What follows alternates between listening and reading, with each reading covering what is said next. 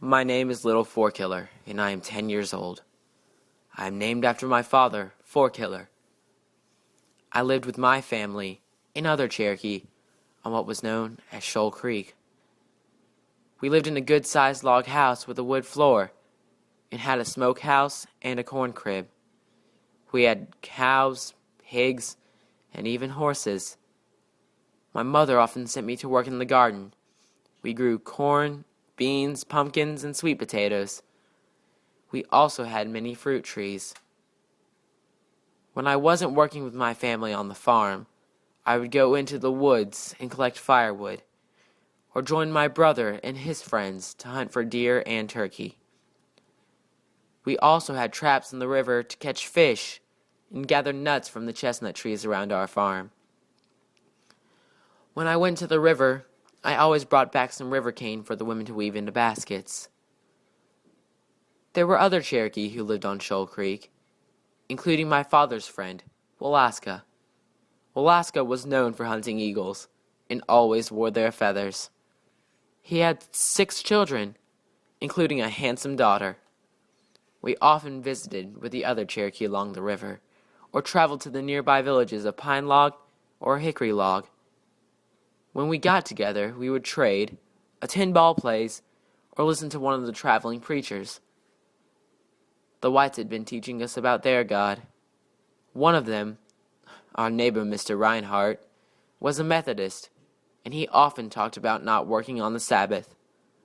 There are even some Methodist preachers who are Cherokee, and they ask God, or the Great Spirit, to help our people. My parents knew a time when there were no whites living on our lands, but I had always seen whites nearby. Some of them were friendly, and we had our corn ground at their mills, or traded with them for food and tools.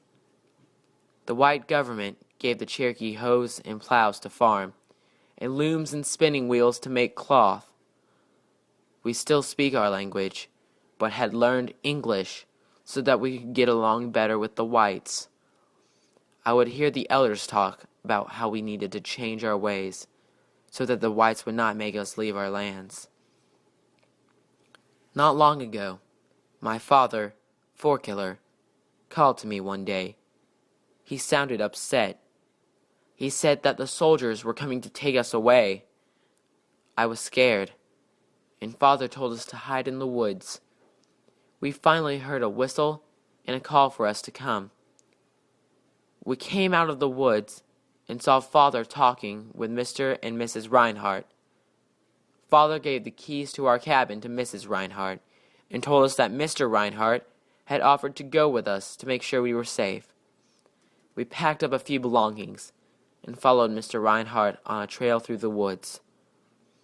We arrived at the soldier fort, but Father stopped us as we come close. He heard the drums and was afraid of what might happen. He thought we should get rid of the gunpowder in our bags, so he gave it to Mr. Reinhardt. We camped outside of the stockade, which was called Fort Buffington. There were hundreds of other Cherokee there, and it was noisy and dusty with dogs and livestock running around, soldiers taking supply wagons to other forts, and more Cherokee arriving by the hour. We were not sure what was happening, other than that we would be taken to new lands out west to live. Father was able to get rid of some of our belongings, and Mother was upset because she didn't know how much we could carry with us. They finally called for us to load up, and we began walking. We have been walking for months. It is winter now, and I am so tired and cold. Many people have died since we began. Mother has been sick, and there isn't much food. I hope we get there soon.